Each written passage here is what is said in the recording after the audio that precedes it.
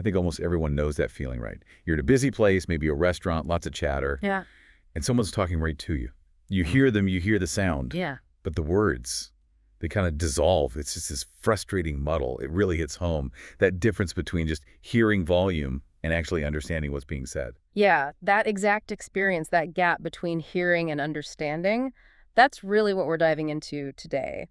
And our source material is great for this. It gives us two main things. First, a really detailed look at a common hearing loss pattern. It's a sloping high-frequency loss. And there's this brilliant analogy they use, thinking of it like an audio engineer's high-cut EQ. Okay, the high-cut EQ, I like that.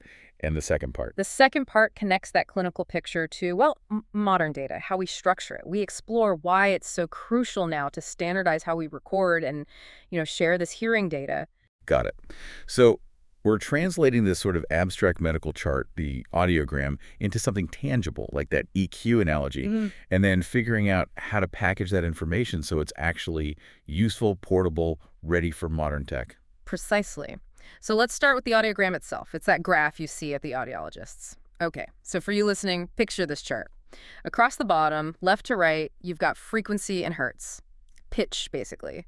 Low bass sounds on the left, high treble sounds on the right. Like keys on a piano, low to high. Exactly. And then, running top to bottom, that's your hearing threshold. It's measured in decibels, dBHL. Now, if the line on the graph is near the top, say around 0 to 20 dB, your hearing is great for that frequency. But if that line drops way down, well, that sound has to be a lot louder for you to even detect it. Okay, so let's dig into the specific pattern the source talks about, this sloping hearing loss. It sounds like it starts, almost sneaky. It really does. If you look at the low frequencies, maybe from 250 hertz up to around 1,000 hertz, 1 kilohertz, these are those foundational sounds, Deep voices, the hum of a fridge, the bass in music. For this profile, hearing there is pretty good, maybe 20, 30 dBHL. Still in the normal or near normal range, the world sounds present. So the power, the rumble, that's all there. Yeah. But then comes the clarity problem. Yeah. Where does it start to fall apart? You mentioned a sharp drop. Yes, the sharp drop. That's the signature. The curve starts to fall off pretty steeply, usually starting around 1 kilohertz or 2 kilohertz. And as the frequency gets higher, the loss gets worse. It just keeps dropping. This is where the whole listening experience changes fundamentally. Can we put some numbers on that drop? Just Yeah. how bad does it get in those higher frequencies? It gets quite severe, and quickly. The data shows by 4 kilohertz, the hearing threshold might plunge down to 60 or 65 dBHL. That's already a moderate loss. Those sounds need serious volume just to be heard at all. But then you go higher, up to 8 kilohertz, really crucial for clarity, and it often drops even further. We're talking 75 dB, maybe even 80 dBHL. Wow. Wait.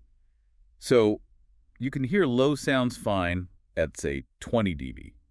But you need high sounds to be maybe 80 dB that's incredibly loud just to register them. The sound world must feel totally skewed. Which brings us back to that EQ analogy, the high-cut filter. It's such a perfect analogy. It's like someone took the treble knob on your stereo and just cranked it way down. Everything above 1 or 2 kilohertz gets filtered out, cut away. So you still perceive volume, right? Because those lower frequencies, the ones you hear well, they carry the power, the energy of the sound, but you lose all the definition, the sharpness, the clarity. It's gone. And that's just devastating for understanding speech, isn't it? Because it's not about volume anymore, it's about missing information. If those high frequencies are cut, what specific speech sounds are lost? You lose the sounds that really distinguish words from each other. It's the high-frequency consonants. Think about the soft, quick sounds. It's BMD, PP. They're relatively quiet and high-pitched. Makes total sense. The source had those German examples, Suppi and Tasse. If you lose the E's and the T, They start to sound almost the same, right? Sapi, tas, or carte versus tante. The vowels are there, the low-frequency energy is there, but the consonants that shape the meaning, they're blurred or missing entirely, especially in noise. and it's not just speech clarity, is it? What about other sounds? Oh, absolutely. Think about the richness of the sound environment. Bird song, mostly high frequencies, rustling leaves, the gentle clink of glasses, a cat's purr even. A lot of those pleasant, subtle ambient sounds just get muted or disappear completely. The world becomes less vibrant. That paints a really clear picture. It's like living in a muffled world. So if the problem is this very specific loss of high tones, just turning up the overall volume isn't the answer. That would make the low sounds way too loud. Exactly right. A simple amplifier would be awful. It would just boom. The solution has to be like, well, acoustic surgery, as you put it. We need to turn that treble knob back up, but only where it was cut. So the hearing aid's job is targeted amplification. boost those frequencies from, say, 2 kilohertz up to 8 kilohertz where the loss is, Mm.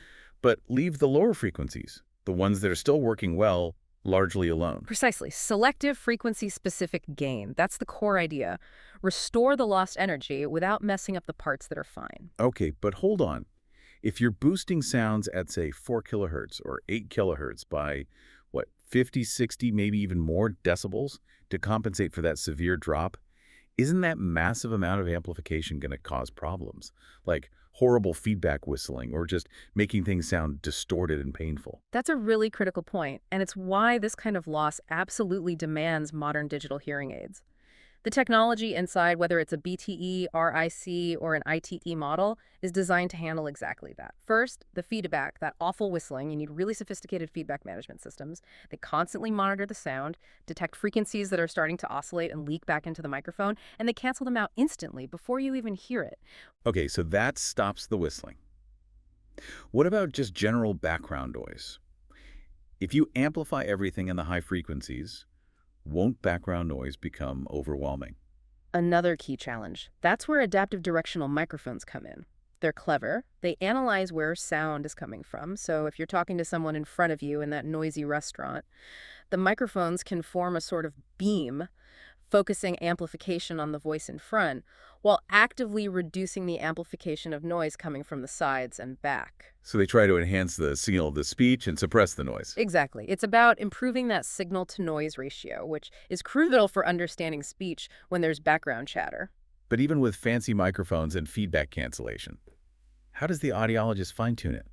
Every person's ear canal is different, right? Yeah. You can't just rely on the manufacturer's default settings, surely. How do you know the amplification is right inside that specific ear? You've hit on probably the most important part of the fitting process: verification. And you're right, you can't just guess. This is why we use something called real ear measurement, or RAM. For listeners who haven't seen this, it involves placing a tiny, soft tube with a microphone right down in the ear canal, very close to the eardrum. While the hearing aid is actually in the ear and turned on. Yes, exactly. So the hearing aid is running, delivering sound, and that little probe microphone measures the actual sound pressure level being produced near the eardrum across all the different frequencies. Ah, so you're not just programming the aid based on a simulation, you're measuring the real output in the real ear. Precisely. It allows the clinician to see if the hearing aid is truly matching the prescribed gain target, that specific amplification curve needed for the individual's hearing loss and ear acoustics. You can adjust the settings on the computer and see the results live on the screen. It's about precision, and the strategy is often to increase that high-frequency gain gradually, maybe starting the boost specifically around 2 to 4 kilohertz first, because that often gives the quickest improvement in hearing those critical consonants. And I guess you need different settings for different situations, too. Life isn't always a quiet room. Absolutely. Modern hearing aids need that flexibility. The audiologist usually sets up multiple programs. You might have your main everyday program for quiet or one-on-one conversations, then maybe a dedicated noise program that really kicks in those directional microphones for restaurants or group settings, sometimes a music program, maybe one for TV. The goal is to give the user control to adapt to their environment. Okay, this makes a lot of sense. We've gone from the hearing loss pattern, felt its impact through that EQ analogy, and seen the sophisticated tech needed to compensate precisely. Now let's shift gears a bit. If the solution needs this much precision, the data behind it needs to be just as precise. And crucially, it needs to be usable, portable, standardized. Which brings us to data architecture. Right. We're moving from the acoustics in the ear canal to the structure of the data itself. Think about how things often are now. You go to one clinic, they record your audiogram, maybe another clinic uses slightly different software or a different device. The way the data is stored might not be consistent. This makes it really hard to track changes accurately over time or share results between providers. And forget trying to feed that inconsistent data into, say, an AI system for analysis. It's messy. So the current data is often fragmented, maybe lacks context. Why exactly is typical audiogram data often not quite ready for something like AI or even just a mobile health app? Well, the main issue is often a lack of standardized context and a uniform structure. Imagine an AI gets just a list of numbers, frequency, and threshold pairs. It doesn't know crucial things. Was this air conduction or bone conduction? Left ear, right ear. What equipment was used? Was it calibrated? Was it even a hearing test or maybe a tinnitus pitch match? Without that surrounding information, that metadata, the numbers themselves, can be ambiguous or even misleading. It's risky. Okay, so you need both the numbers and the story behind them in a consistent format. And that's where this idea of a unified data model, like using JSON, comes in, creating a standard. The source calls it the potential MP3 standard for hearing data, a format that just works everywhere. How do we actually build that structure? The key is thinking in layers. The source proposes a really smart two-layer framework in JSON. It neatly separates the what from the how, when, where, who. This creates a common language that any system can understand. Okay, layer one you call the meta layer, the context, what absolutely has to be in there. The meta layer is all about data integrity and context. You absolutely need things like a unique patient, probably attested, definitely the date of the test. Then crucial context. Category is this pure tone audiogram, speech test, tinnitus assessment. You need to know. The ear tested left, right, or maybe binaural. The device used for the test is important for traceability. Who performed the test? The tester. And even the environment like sound booth or quiet room adds valuable context. Got it. That anchors the data, gives it meaning and traceability, so that's the context. Then layer two is just the raw data, the actual measurements, the XY points. Exactly. And the key here is simplicity and consistency. The data layer is just an array, a list. Each item in the list is a simple pair. Frequency hertz and the corresponding threshold of BHL. That's it. Frequency threshold, over and over. Why is keeping that structure so simple and constant so important? Because it means any system designed to read this data only needs one parser for the core results. Whether the data comes from an app, a clinic's database, an old file. If it follows this structure, the core data layer is immediately understandable. Your visualization tool, your AI model, your mobile app, they all know exactly how to read the hearing thresholds. Okay, that makes sense for consistency. But does making layer two so simple limit things? What if we invent new kinds of hearing tests or need to capture more complex data later? That's the elegance of the two-layer approach.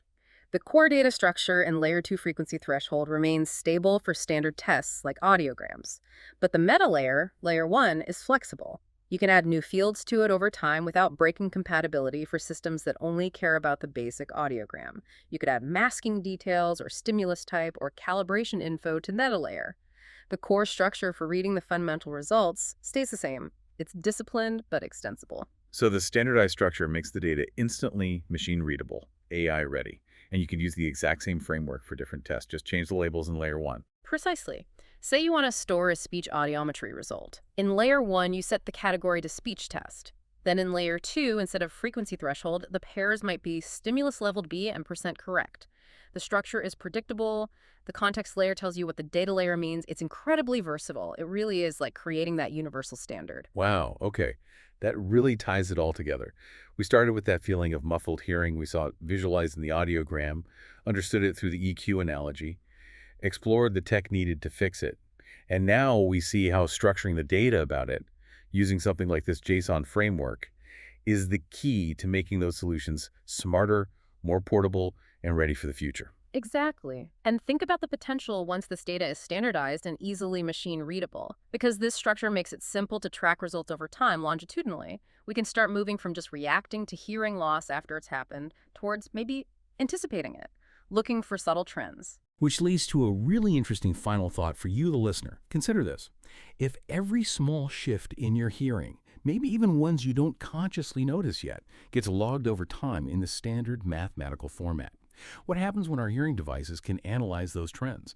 Could we see highly personalized hearing aids that subtly adjust themselves, preemptively compensating for changes before you even realize you're starting to miss the high notes in music or the birds chirping outside, moving from reactive correction to proactive acoustic wellness?